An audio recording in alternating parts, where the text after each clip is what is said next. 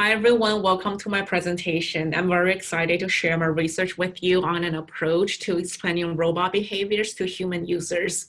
I am Peizhu Qian. I'm a PhD student in computer science at Rice University.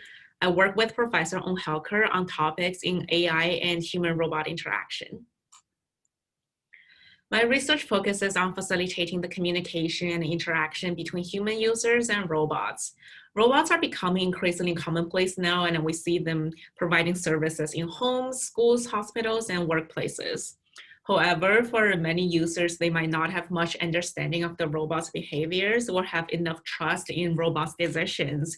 For example, if I am a user of a self-driving car, then before I get into the car, I will want to know how the car makes decisions, especially in an emergency. If there is a pedestrian walking in front of my car, then I want to know ahead of time what the car is going to do to protect both me and the pedestrian. As a user, I need to have enough understanding of how the car functions in order to develop my trust in the machine. So in this research, our goal is to teach human users about how a machine or a robot behaves.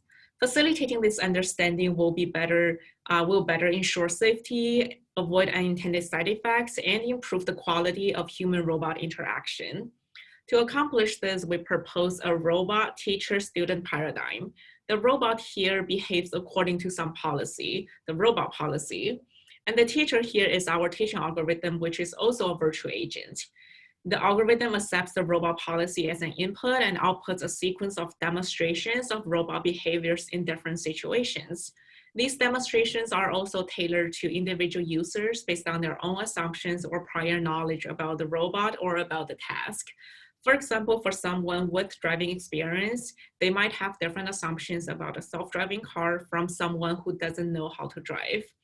Our teaching algorithms takes individual users' experience and prior knowledge into consideration and utilizes a variant of Monte Carlo tree search to generate demonstrations tailored to individual users.